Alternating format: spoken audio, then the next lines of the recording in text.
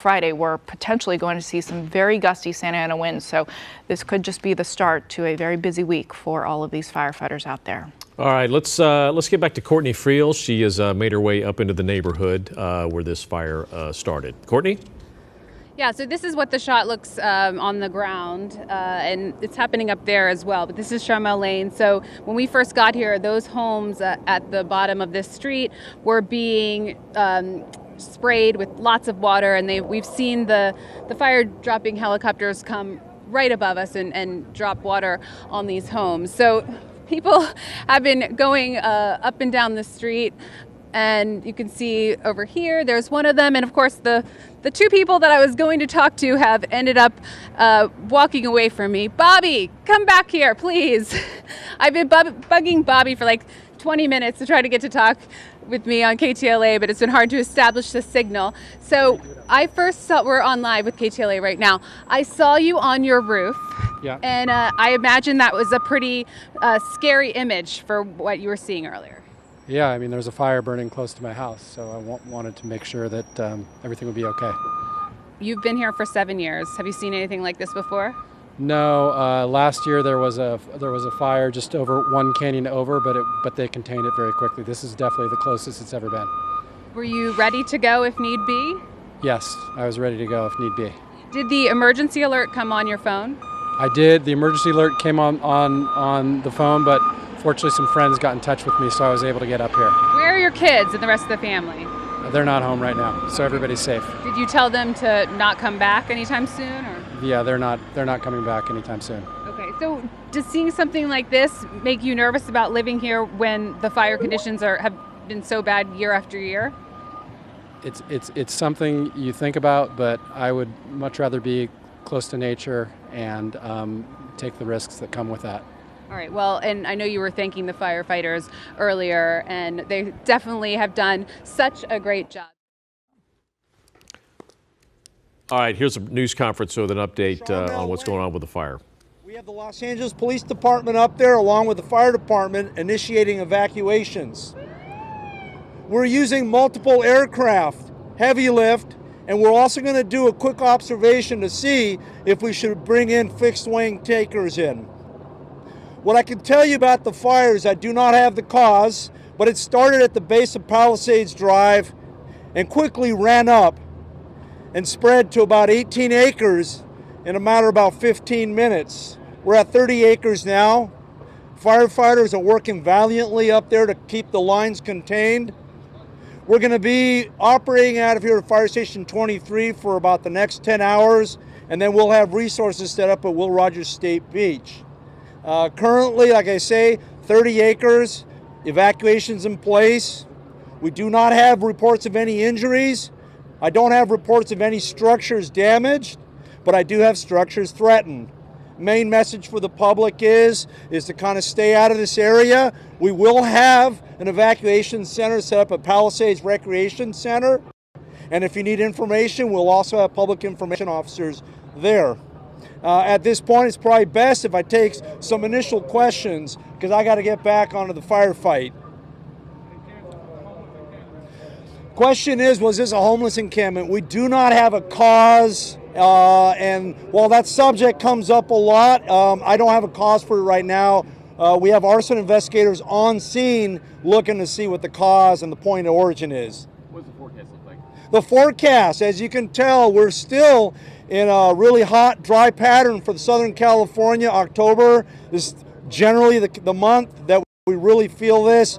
The forecast is going to increase winds by Thursday. That's why we're going to put a lot of resources on it to make sure this fire is wind tested, because the winds will come back on Thursday. We saw the hand crews, it's vertical. Yes. Going up. How rough would you describe this to you? So this is an extremely challenging fire for hand crews. If you look at the firefighters, they're essentially clawing their way up this hillside with rocks coming down on them, carrying hand crews, chainsaws.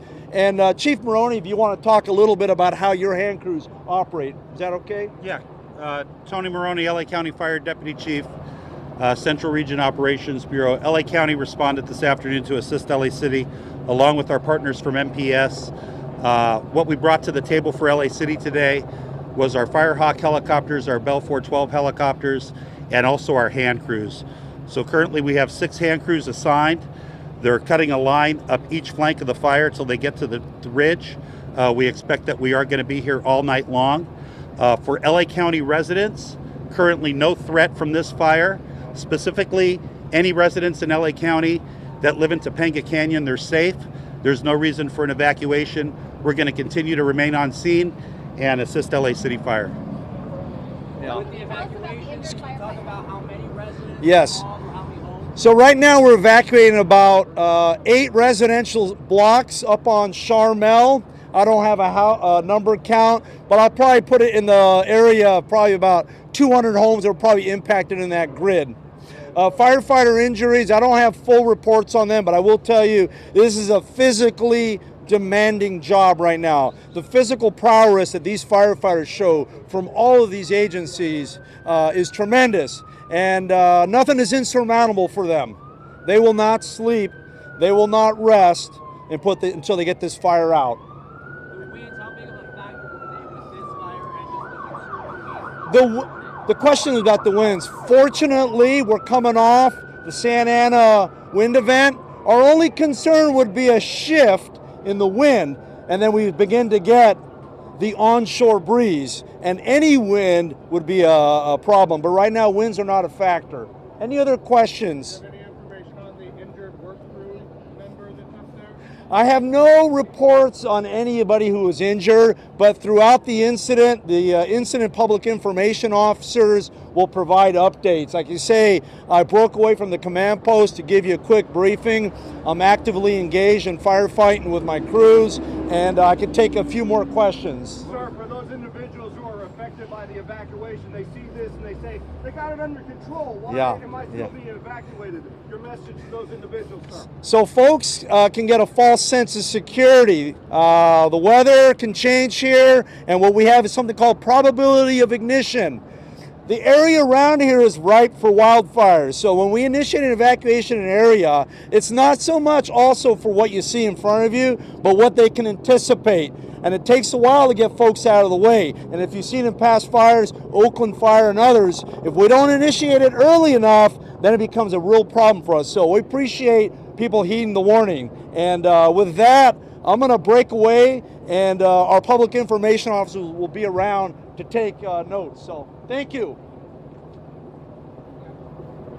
To the officials at a news conference updating us on the Palisades fire. This broke out around 10:45 at the base of Palisades Drive. He said it burned about 18 acres in less than 15 minutes, up to 30 plus. You can see there the mandatory evacuations also on our screen. He didn't specify those mandatory evacuations, but you can see the specific roads in that neighborhood. He's saying this is going to affect about 8 blocks, which is around 200 homes in that area. He's calling this a physically demanding job and saying that they are please asking residents to heed the warning. One of the reporters asked, well, hey, this fire looks like it's out. And he said that, and I'm quoting him, that you can get a false sense of security, and they are working on what's called a probability of ignition. So to please heed the warning to evacuate when they have asked you to. Yeah, he said that there were no injuries to report, but he obviously had not got the news about the one firefighter that we saw being loaded into an ambulance.